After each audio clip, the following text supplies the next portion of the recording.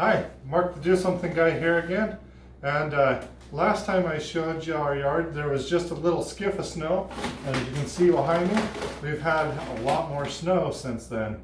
And I've already plowed the snow off of the driveway, but it's time for an oil change on this four-wheeler. So in this video, I'm going to show you how to do an oil change on a 2017 Polaris. This is a 570. And stick around, I'll show you how it's done. So to get started on doing an oil change, first thing you need to realize is that you're in Alaska. Everything is frozen, especially the four-wheeler that you're using to plow snow. Everything's covered in snow. And that's where you're going to start with. So you're going to want to get that warmed up. You're going to also not want to be working out in the snow or in the cold because, you know, it was 10 below and that's warm here. So you're going to put it in the garage, if you have a garage, hopefully you do.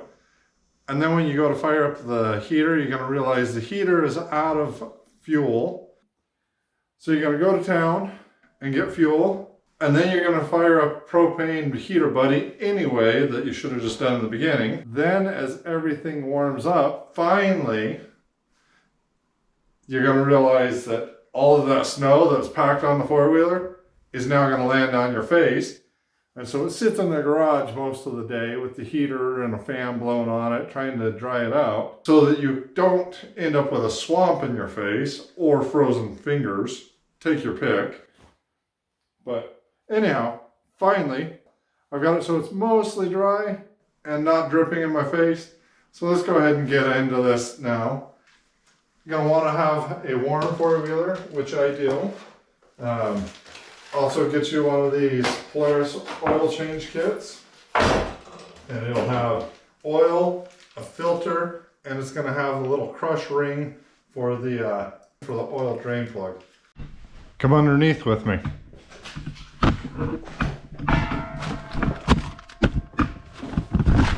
That right there is where the oil drain pan bolt is. Bolt on the oil drain is a 6mm hex or Allen key. I'm going to start by removing that.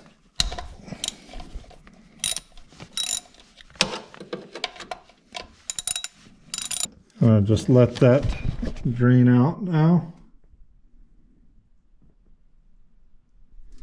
Now that that's done draining, I'm going to go ahead and put the plug back in the oil pan. Before you put this back in, you got to make sure that you have the old copper crush washer off of here and the new one back on, and then you insert this back in with that new one on. It goes on there like so.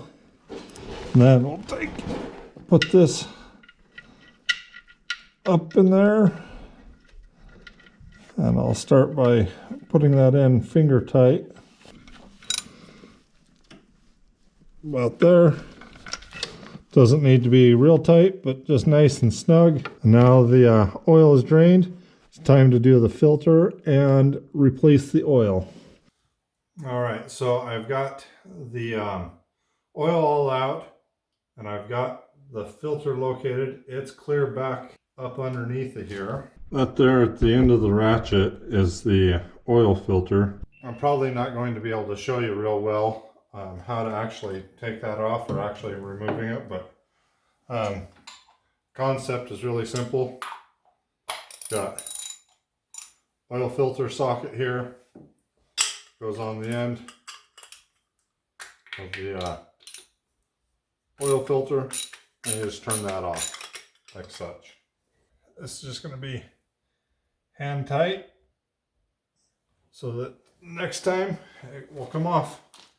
This is the oil that's provided in the oil change kit, and this funnel I've got here, it's kind of down in there a little ways.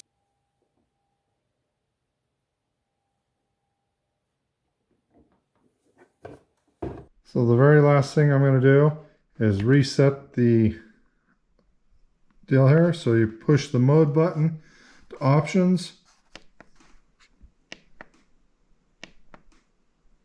We're gonna go to our service hours with the down arrow. And it's already set at 50. I'm gonna push and hold. Now our oil life is reset. That wasn't too bad. That was my first time changing the oil on a four-wheeler. And as long as you kind of pay attention and have a general idea of what you're doing, it's not hard to do. And now that this is done, it'll be ready for the rest of winter and bring on the snow. Thanks for watching. I'll see you guys on the next one. Don't forget to hit that subscribe. Bye.